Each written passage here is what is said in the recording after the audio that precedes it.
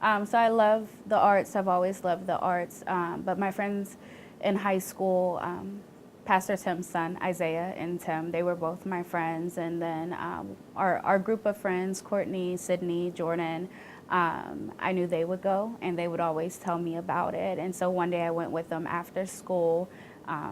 We danced, practiced. I loved it and just kind of kept going, as often as I could throughout my senior year. Nice.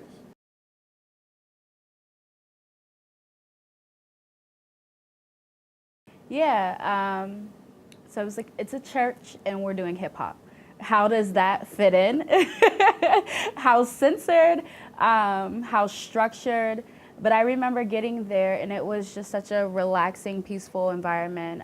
Like we got to practice and then I know the instruments were there. Julian would go on the drums. Like we would play around with singing and music as well. So just that freedom to artistically express who we were, the way we wanted. It was an awesome and actually unique experience.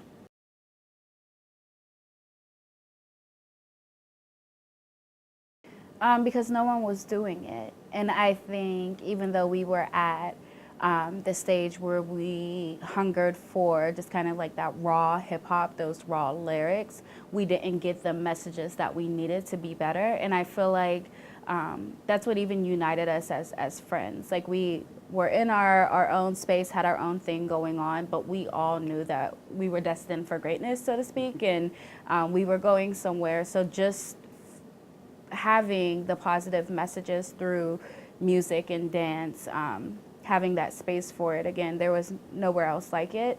I think that's what really kept us coming.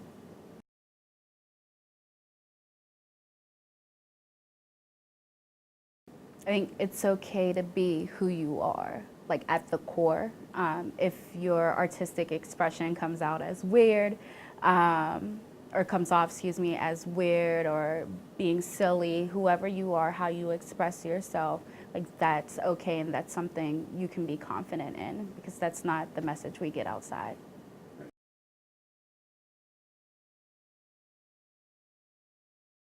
I think, again, having that safe space to be myself. And I would say having a program, a structured, safe place where people who are around you, like love you, care about you, will support you. That keeps you safe from other influences, the negative influences. So you don't have to, or I didn't have to seek other places or other people necessarily for attention or approval. I had that core group, honestly, throughout high school, especially in my senior year, that kept me balanced.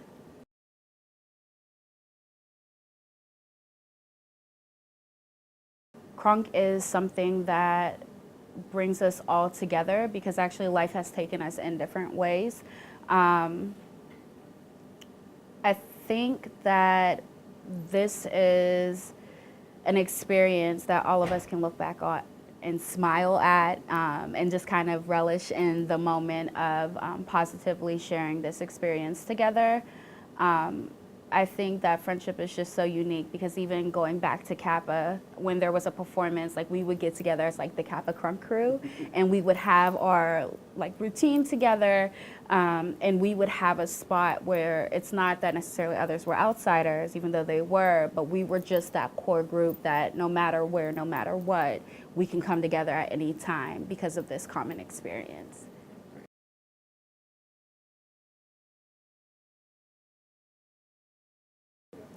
I think the fact that the district does have a partnership with Center of Life is awesome and amazing. And I think that's how, like, in my position, that direct connection is how I can really kind of get back into supporting the program, ensuring that students know that there's a program here and what opportunities are available, and promoting it internally. In my role currently, I'm working with high school students, but having that touch point and access to high school students all across the district really gives me an advantage. To let them know, like, hey, yes, there are many programs out there, but I know this one is good. Like, I know you're gonna like this one. Not just because I went through it, but for something to last for so long and only get better and better, that's not common in Pittsburgh.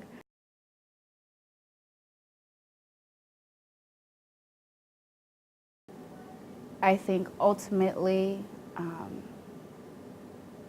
it taught and enhanced who I was trying to be or who I was as an artist at that time. And it gave me family, like consistent, strong family.